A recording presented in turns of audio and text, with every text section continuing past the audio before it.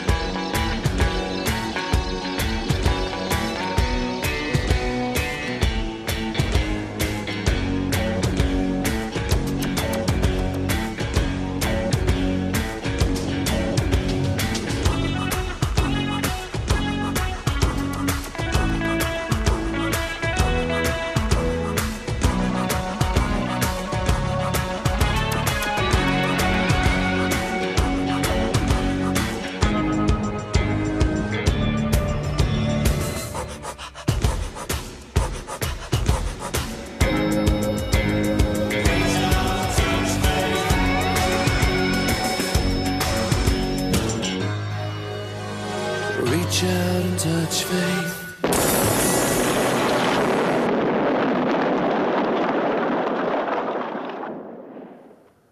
გამარჯობა, თქვენ უყურებთ ტაბულას, ეს თეორემა მე თამარ ჩერგოლეიშვილი ვარ.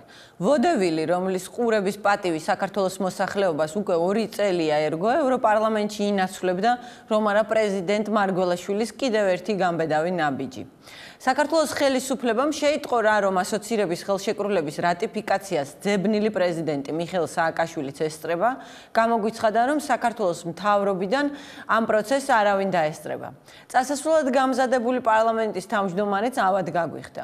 უმრავლესობის წევრები ერთი დღის განმავლობაში გულმოდგინედ გვიმტკიცებდნენ, რომ რატიფიკაციაზე საქართველოს მთავრობის წარმომადგენელთა დასწრება საჭირო სულაც არაა. თუმცა ივანიშვილის დემარში პრეზიდენტმა ჩაშალა და დღეს ის ევროპარლამენტის ლოჟიდან მის წინამორბედთან ერთად მიესალმა უმნიშვნელოვანესი დოკუმენტის დამტკიცებას. ასოცირების ხელშეკრულების რატიფიკაციის გარდა ევროპარლამენტმა მიიღო რეზოლუცია, სადაც დაგმო რუსეთის მიერ აფხაზეთის დე-ფაქტო ანექსიის ფორმალიზების მცდელობა. გარდა ამისა, ევროკავშირის საკანონმდებლო ორგანომ შეშფოთება გამოხატა, რომ ყოფილი ხელისუფლებისა და ამჟამინდელი ოპოზიციის მრავალი წევრი სისხლის სამართლის გამოძიების ქვეშ ან პატიმრობაშია. ევროპარლამენტარებმა ხელისუფლებას მოუწოდეს გადადგან ნაბიჯები ეროვნული თანხმობის მისაღწევად და ამავდროულად წუხილი გამოთქვეს სასამართლო სისტემის პოლიტიკური არაღად ქცევის გამო. დოკუმენტში აღნიშნულია ვარდების რევოლუციისა და 2012 წელს ხელისუფლების არჩევნების გზით შეცვლის ფაქტის განსაკუთრებული როლი საქართველოს წარმატებაში ევროინტეგრაციის გზაზე. ხალხი, ვინც საფუძველი ჩაუყარა საქართველოს ევროატლანტიკურ გზას, პოლიტიკური მოტივებით იდევნება. საქართველოში შერჩევითი სამართლის მზარდი ტენდენციას ვხედავთ. ამჟამინდელმა ხელისუფლებამ უნდა შეიგნოს, რომ ჩვენ ამას ძალიან სერიოზულად ვეკიდებით.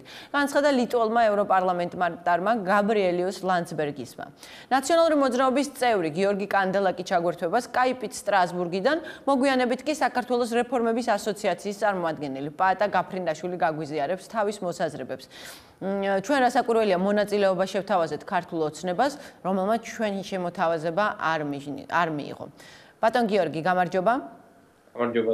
დიდი მადლობა, რომ დრო გამონახეთ თეორემაში მონაწილეობის მისაღებად. ბატონ გიორგი, რა არის ყველაზე მნიშვნელოვანი ამ რეზოლუციაში, თუ შეგიძლიათ რომ მოკლედ აღწეროთ? არის რამდენი მნიშვნელოვანი რელიგში ის რომ ძალიან ხმამაღლა ეს საქართველო ცხადებულია როგორც ევროპული ოჯახის მომავალი წევრი. უკრაინაზე რეზოლუცია სწორედ ერთ-ერთი მნიშვნელობა სწორედ ეს აქვს. ეს არის მრავალი წლის მუშაობის შედეგი, რომ საქართველოს სულ უფრო მეტი სკეპტიკოსიც კი ხედავს ევროპულ ოჯახში.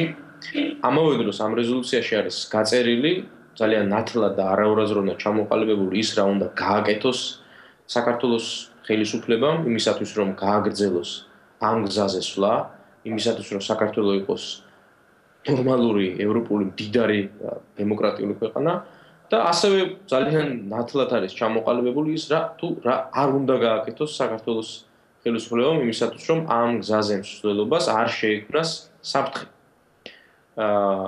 და ის რაც არ უნდა გააკეთოს, ასევე არის ძალიან ასე ვთქვათ კვეთრად ფორმულირებული, თქვენ მოიხსენიეთ უკვე შერჩევითი სამართალი და ასე ვთქვათ ის ნაბიჯები, რასაც დგამს ივანიშვილის რეჟიმი, რაც ძირს უთხრის არა რომელიმე პარტიას, არამედ დემოკრატიულ წესწყობილებას საქართველოში.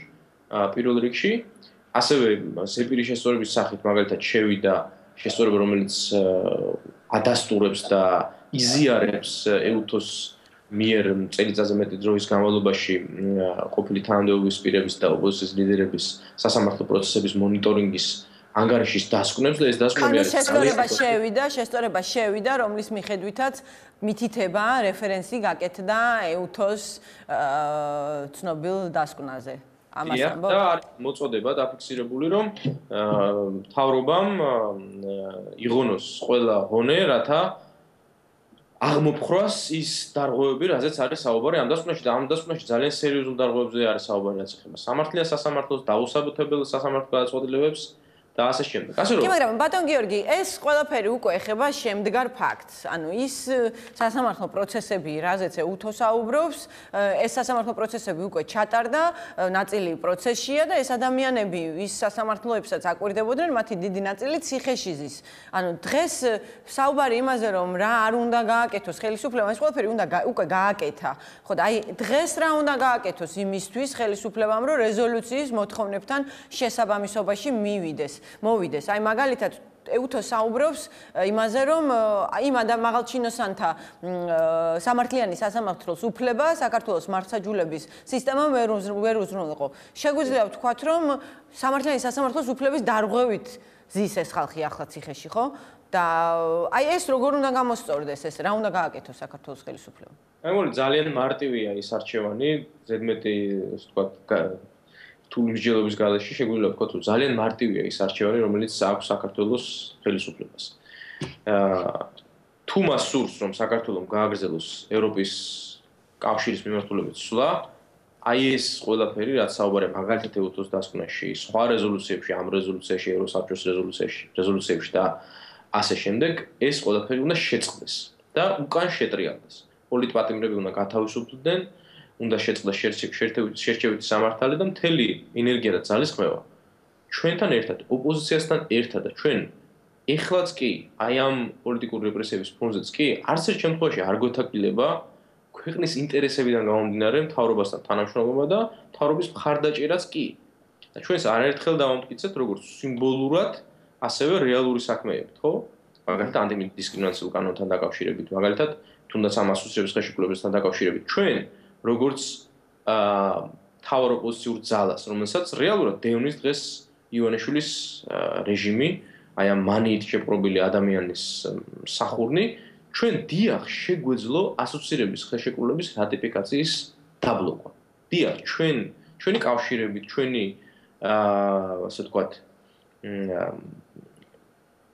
კონტაქტების წყალობით ჩვენ შეგვეძლო რომ დაგვიბლოკა ასოცირების ხელშეკრულების რატიფიკაცია. მაგრამ ჩვენ ეს არათუ არ გავაკეთეთ, არამედ ყველა ჩვენი რესურსი, ყველა ჩვენი კონტაქტი, ყველა ჩვენი კავშირი მოვმართეთ იმისათვის, რომ არავითარ შემთხვევაში არ დაბლოკილიყო რატიფიკაცია. რატიფიკაცია აუცილებლად შემდგარი იყო, რომ ეს არის საქართველოს ინტერესი, ეს არის თითოეული საქართველოს მოქალაქის ინტერესი და შემდგარი იყო ისე როგორც შედგა. ასე რომ მე მგონი ამაზე მეტი სახელმწიფოებრივი ქცევა, რაც ნაციონალურმა მოძრაობამ გამოამჟღავნა, თუნდაც ამ ერთ კონკრეტულ კონტექსტში, რაც ეხება ასოცირების ხელშეკრულების რატიფიკაციას და საქართველოს ევროკავშირისკენ და ევროპული ოჯახისკენ სვლის გაგრძელებას, ეს არ არის დასრულებული ცხადია ეს გზა. მე მგონი, აი სწორედ ეს არის, მე ძნელად წარმომიდგენია უფრო მეტი სახელმწიფო. კი ბატონო, თქვენ ახსენეთ პოლიტპატიმართა გათავისუფლება რამდენად რეალისტურია მოლოდინი იმისა, იმიტომ რომ აი ამ ნაციონალური მოძრაობის გასამართლების დროშით მოვიდა ივანიშვილის ხელისუფლება. ახლა რომ ეს ხალხი როგორ ფიქრობთ, რამდენად რეალისტურია მოლოდინი იმისა, რომ ივანიშვილი დღეს აი ამ ხალხს, ვინც ციხეშია, გაათავისუფლებს იმისთვის, რომ ევროპარლამენტის რეზოლუციასთან შესაბამისობაში მოვიდეს? ახლა რეზოლუცია თავი ის კი არ არის დაწერილი რომელიღაც რეზოლუციაში, თუნდაც ისეთ ავტორიტეტულ და უმნიშვნელოვანეს რეზოლუციაში, როგორც არის ევროპარლამენტი. თავი არის რა არის საქართველოს ინტერესი.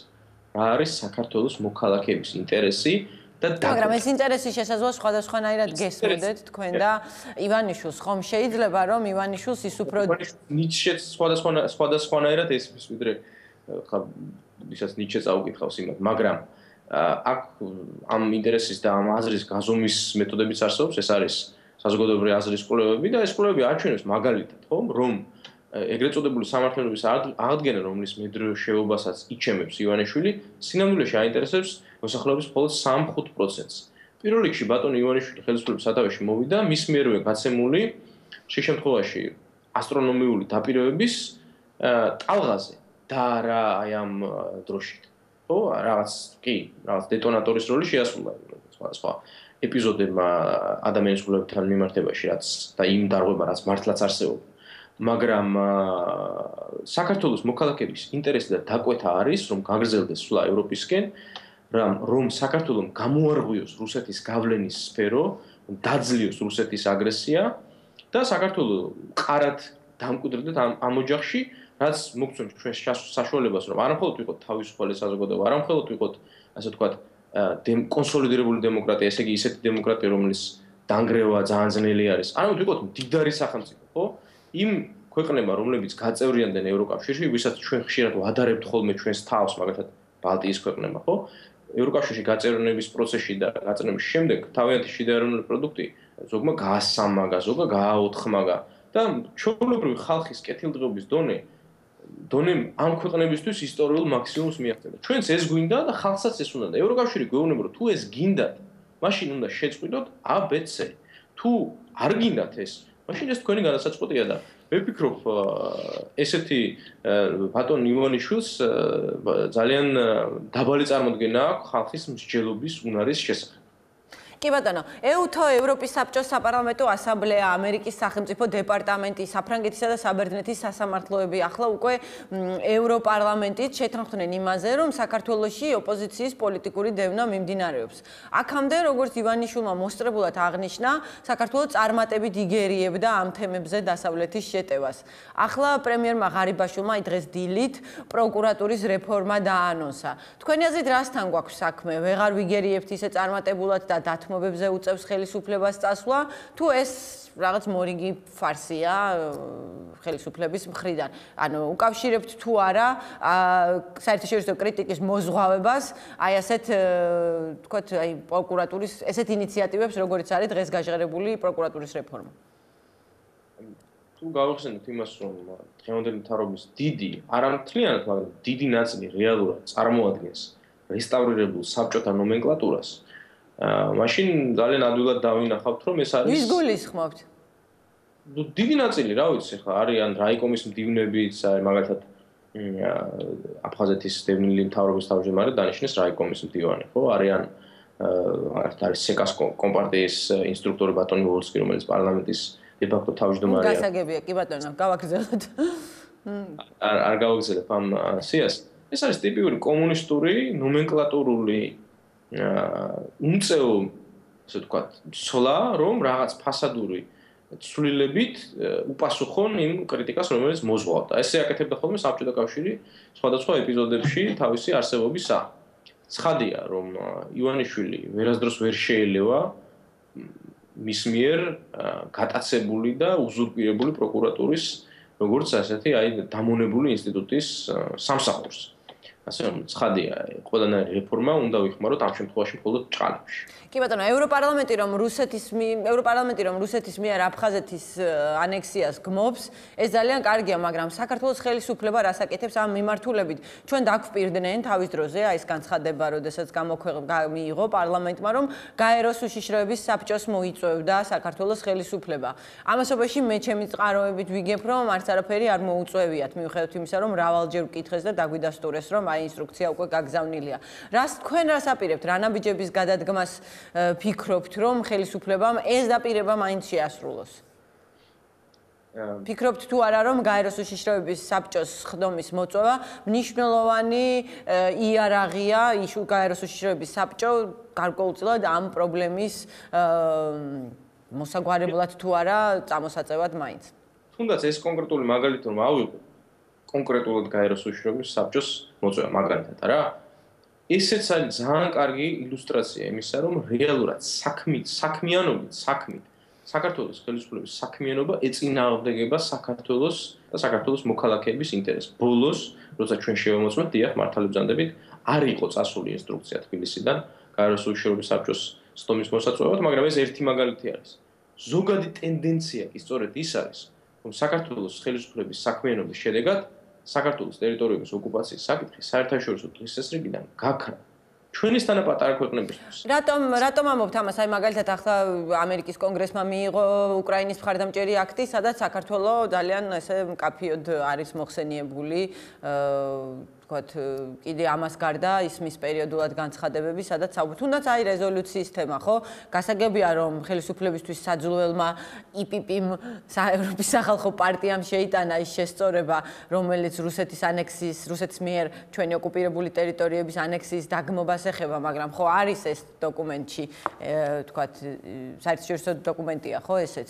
კი ბატონო, ამას ხელს უწყობს ხადია უკრაინის წინააღმდეგ განხორციელებული რუსული აგრესია და ის რომ დასავლეთი ხედავს იმას, რის არ დანახვაც შეუძლებელი არის, რომ უკრაინა და საქართველო არის ერთი პრობლემა. ანუ უკრაინის და საქართველოს მიმართ აგრესია რუსეთის არის ერთი საკითხი, ერთი პრობლემა.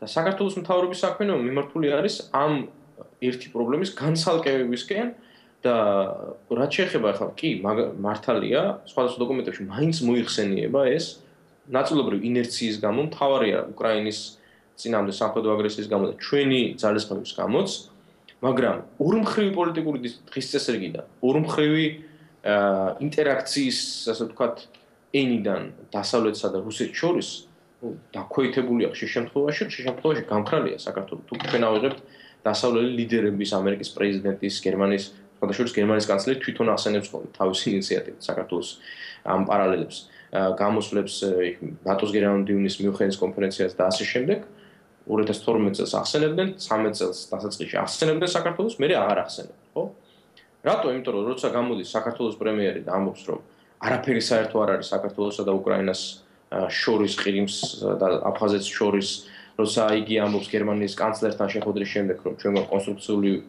ურთიერთობები რუსეთთან და უნდა ისწავლოს უკრაინამ ჩვენგან თურმე პოლიტიკურ ენაზე ეს ნიშნავს რომ ჩვენ ვაგვარებთ პრობლემას და თუ ვაგვარებთ კი ბატონო მოვაგვარებთ მაშინ ჩვენ რა აღინდა კი ბატონო დიდი მადლობა ბატონ გიორგი იმისთვის რომ დრო გამონახეთ თეორემაში მონაწილეობის მისაღებად მე კი ახლა პაატა გაფრინდაშვილ საქართველოს ყოფილ ელჩ-უთოში და საქართველოს რეფორმების ასოციაციის წარმომადგენელს ვესაუბრები გამარჯობა ბატონ პაატა მოგესალმებით დიდი მადლობა რომ იღებთ თეორემაში მონაწილეობას და სანამ რეზოლუციაზე გკითხავდეთ როგორც საქართველოს ყოფილ ელჩ-უთოში აუცილებლად მინდა გკითხოთ ეუთოს დემოკრატიული ინსტიტუტებისა და ადამიანის უფლებათა ოფისის დასკვნის პოლიტიკური მნიშვნელობის შესახებ.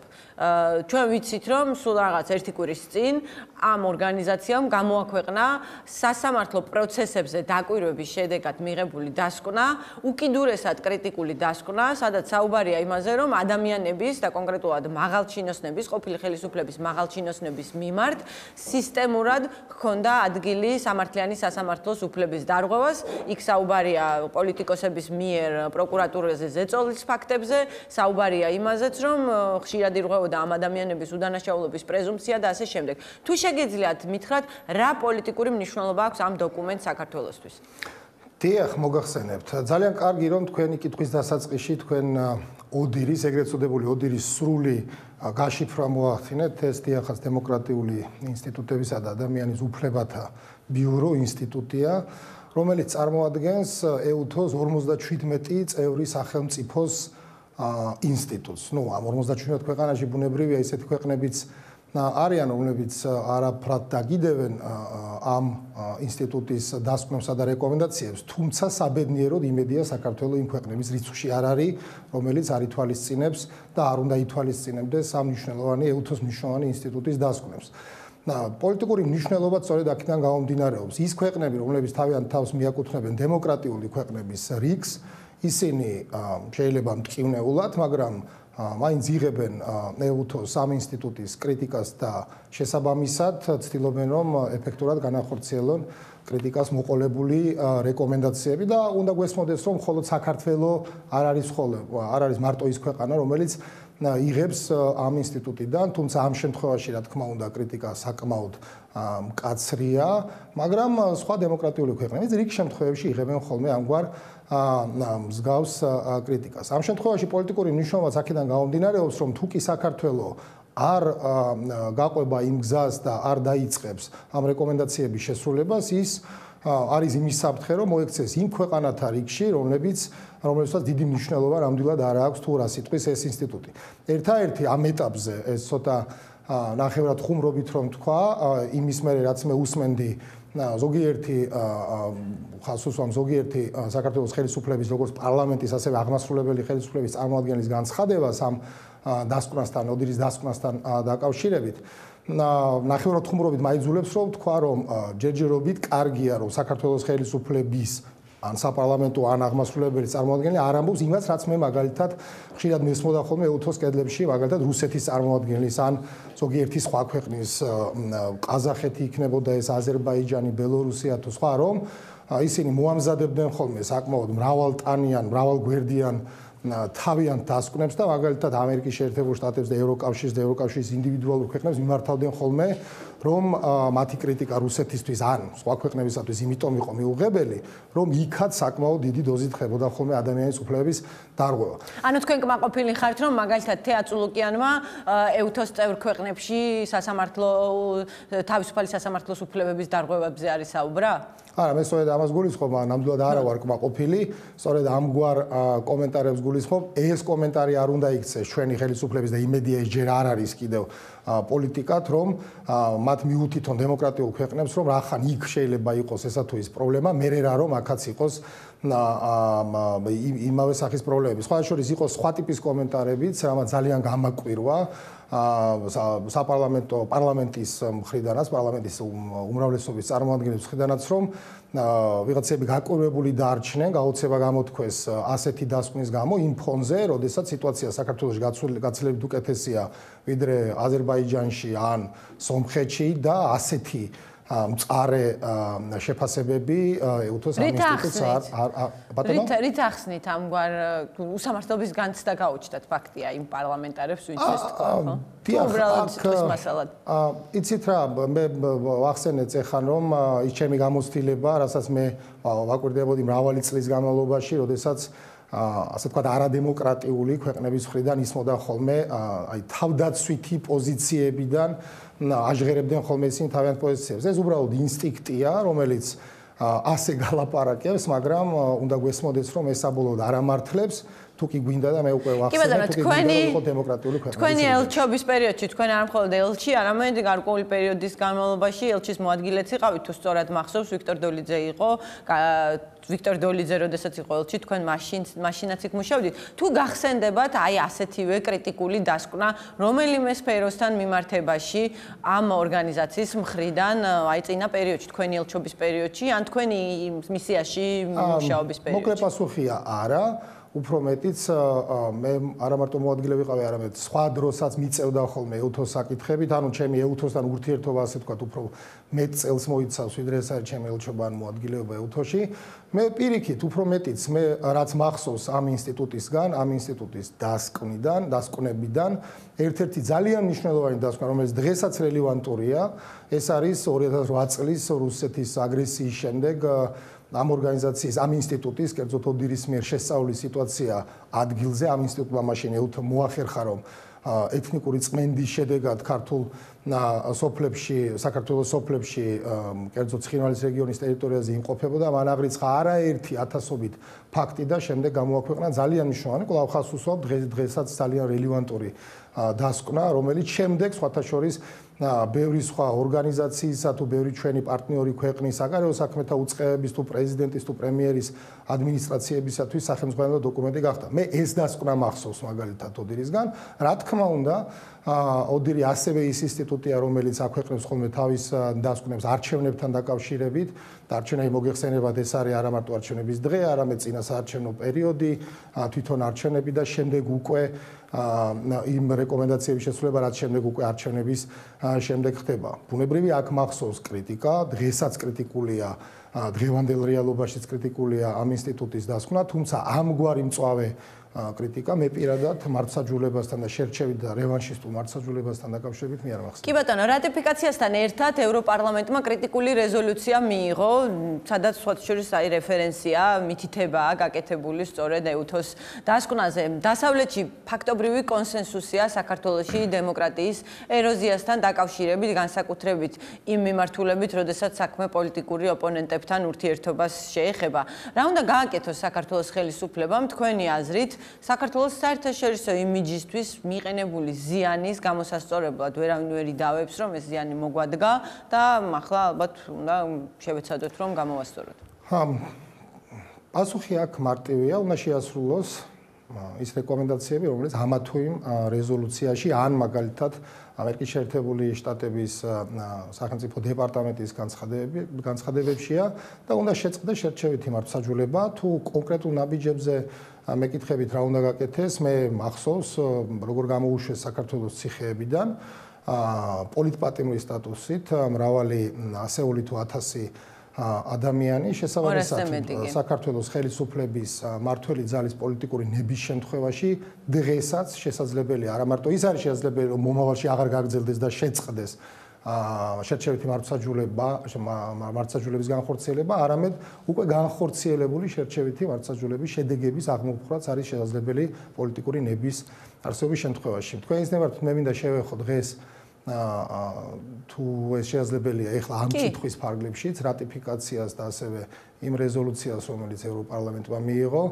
დღევანდელი დღე მნიშვნელოვანია, მორიგი მნიშვნელოვანი ფაქტია, მორიგი ისტორიული დღეა, იმიტომ რომ ევროპარლამენტმა გაუკეთა რატიფიკაცია ასოცირების შეთანხმებას, მაგრამ ეს ფაქტი თავისთავად იმიტომ არის მნიშვნელოვანი, რომ ასოცირების შეთანხმება ევროკავშირთან მნიშვნელოვანი, რომლის ნაწილიც გახლავთ ღრმა და ყოვლისმომცველი თავისუფალი ვაჭრობის შეთანხმება. თუმცა აქ მნიშვნელოვანი საკითხი, ერთი დეტალია, რომელზეც დღეს აღარ გამახვილებულა ყურადღება, ან შეიძლება მე გამომჩა, რომ 70% თუ სწორად მახსოვს ასოცირების შეთანხმების და ღრმა და ყოვლისმომცველი თავისუფალი ვაჭრობის შეთანხმების უკვე დროებით წინასწარ ძალაში შესულია, ის უკვე ამოქმედებულია, ანუ ბოლომდე, ანუ საბოლოოდ ის ძალაში შევა როდესაც ყველა გაუკეთებს რატიფიკაციას და თუ სწორად მახსოვს 17 ქვეყანა რჩება ევროკავშირში, მაგრამ მას შემდეგ რაც საქართველოს პარლამენტმა გაუკეთა რატიფიკაცია და ევროკავშირის საბჭომ მიიღო გადაწყვეტილება, ამ შეთანხმების დიდი ნაწილი უკვე ამოქმედებულია.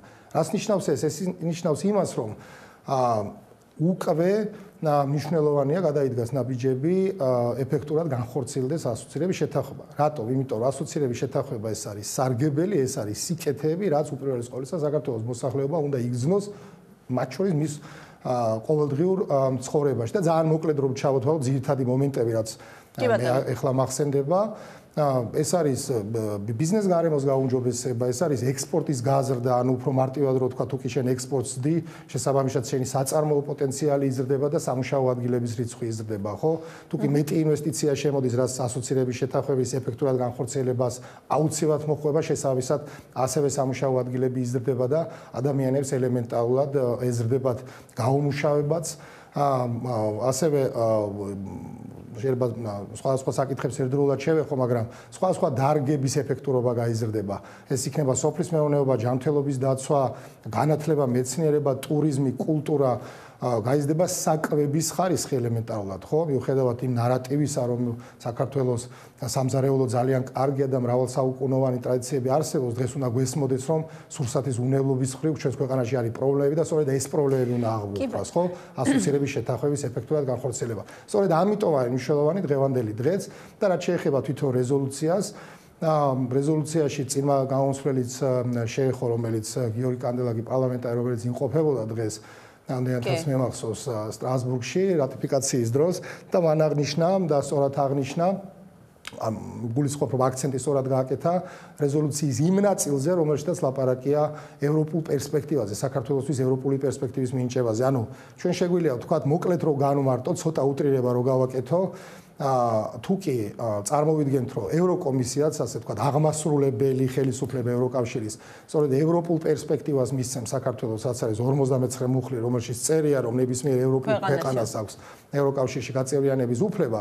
აი ეს იქნება ძალიან მნიშვნელოვანი ნაბიჯი და აი შემიძლია ეს ნატოს გაწევრიანების ამოქმედო ეგმის მიღებასაც კი ბატონო, თქვენ ახლა ახსენეთ. თუმცა ბოდიშ ვიხდი ჯერ ეს არ მომხდარა და რატომ არის ეს მნიშვნელოვანი რეზოლუციის ეს ნაწილი, რომ ჩვენ აგვესმოდეს, რომ ევროკავშირში დღეს ბოდიშ ვიხდი კიდევ ერთხელ და ძალიან მალე დავასრულებ. ევროკავშირის ინდივიდუალური წევრი ქვეყნებიდან საკმაოდ ისეთი დიდი ქვეყნები, როგორიც არის გერმანია, საიდუმლო არ არის ასევე საფრანგეთი, ასე შემდეგ, კიდევ რამდენიმე ქვეყანა მარტო საქართველოსთან დაკავშირებით კი არ არის სკეპტიკური ამ ქვეყნების, ანუ აღმოსავლეთ პარტნიორობის ქვეყნების ევროკავშირში გაწევრიანებისაგან. არამედ ამ სკეპტიკოს ქვეყნებს ამ ქვეყნებთან დაკავშირებით აქვს პოზიცია, რომ აღმოსავლეთის პარტნიორობა, ასოცირების შეთანხმება ეს არის ინტეგრაციის მაქსიმუმი ამ ქვეყნებისა ევროკავშირთან, ანუ ევროკავშირში ამაზე მეც ისინი ვეღარ მიიღებენ. და ბუნებრივი ასოცირების შეთანხმება მე უკვე ვილაპარაკე, რომ ძალიან ბევრ სიკეთეს მოიცავს, მაგრამ აი ევროკავშირში გაწევრიანება სწორედ ის პერსპექტივა, რასაც ის მიზანი, რაც მიზნის განხორციელების შემთხვევაში, რასაც საქართველოს დააბრუნებს ევროკოლოჯიაში. და ბოლო შეკითხვა, რაც მაქვს, აი ხშირად ისმის ხოლმე საერთაშორისო კრიტიკის პასუხად ხელისუფლება თავს იმით იმართლებთ, რომ აი ნაციონალურ მოძრაობას კარგი პიარი ქონდა, ამაში იყვნენ ისინი კარგები და ჩვენ პიარი არ გვივარგა. ანუ საუბარია კომუნიკაციის მეთოდებზე, თავიანთი თქვათ გზავნილების კომუნიკაციის მეთოდებზე. პიარი ეს სიტყვა ზოგადად არ მიყვარს. როგორ ფიქრობთ, რამდენად არის პიარის ბრალი, ცუდი პიარის ბრალი ის, რომ საქართველოს ხელისუფლება ვერ არწმუნებს ჩვენს მოკავშირე ორგანიზაციებს, იქნება თუ ქვეყნებს იმაში, რომ საქართველოში ყველაფერი ისეა, როგორც ისინი აღწერენ. ან შეიძლება პიარი ვიღაცას უფრო კარგი გქონდა, თქვენ არ მოგწონთ ეგ სიტყვა, მაგრამ კომუნიკაცია საზოგადოებასთან, მათ შორის დასავლეთთან შეიძლება წინა ხელისუფლებას უკეთესი ქონდა და შეიძლება ამ ხელისუფლებას უფრო ნაკლებად ეფექტური აქვს. თუმცა იცით როგორც ცუდი არიმალება, ისე მით უმეტეს არიმალება მიღწეული შედეგები. შესაბამისად, მხოლოდ პიარს დააბრალდა ცუდ კომუნიკაციას რაიმე წარუმატებლობა ეს რეალობასთან ახლოს ნამდვილად არ არის, მაგრამ ერთი რაღაც გამახსენდა, რაც შეეხება კომუნიკაციას. აქ მე გულისხმობ უპირველეს ყოვლისა ისევ ევროკავშირის ირგვლივ ტრიალებთ ბუნებრივია და დღეს რატიფიცირებულ ასოცირების შეთანხმებასთან. ძალიან მნიშვნელოვანია სწორი კომუნიკაცია შენს მოსახლეობასთან და გულისხმობ შემდეგს კონკრეტულად. როდესაც ასოცირების შეთანხმების განხორციელება, როგორც მე უკვე გითხარით, 70%-ზე მეტი უკვე ძალაშია შესული, ხო, დროებით. ანუ ამოქმედებულია. მოითხოვს ძალიან ბევრი რეფორმის სწორად გატარებას. ამ რეფორმების კვალდაკვალ ბუნებრივია რეფორმა გულისხმობს მეტშრომას და უკეთესისკენ სწრაფვა ცვლილებას გულისხმობს პირველ რიგში. ცვლილებას გულისხმობს. შესაბამისად, მთავრობის ვალდებულება უპირველეს ყოვლისა, რომ მოსახლეობას აუხსნას და მოსახლეობას აუხსნას ის სიკეთეები, რაც მოაქვს ევროკავშირს და ამა თუ იმ ნაბიჯის ასე ვთქვათ მტკივნეულობა ევროკავშირს კი არ დააბრალოს პირიქით ილაპარაკოს მეტი, სწორი კომუნიკაცია გააკეთოს იმ სიკეთეებზე, იმ სარგებელზე, იმ ეკონომიკურ ზდაზე, რასაც მოაქვს ევროკავშირთან დაახლოება და არ დააბრალოს ხოლმე მისი გადადგმული ესა თუ ის ნაბიჯი, იქნება ეს ტარიფის გაზრდა რაღაცაზე, აქციზის მომატება თუ იქნება ეს სავიზო რეჟიმის გამკაცრება და სამწუხაროდ სია უფრო გრძელია და ეს არ დააბრალოს ხოლმე ევროკავშირს და არ გააღრმავოს პირიქით ანტიევროკავშირის და ანტიევროპული სენტიმენტები მოსახლეობაში. ხშირად უსაფუძვლოდ. დიდი მადლობა ბატონ პაატა იმისთვის, რომ თეორემაში იღებდით მონაწილეობას, მე უნდა დაგემშვიდობოთ.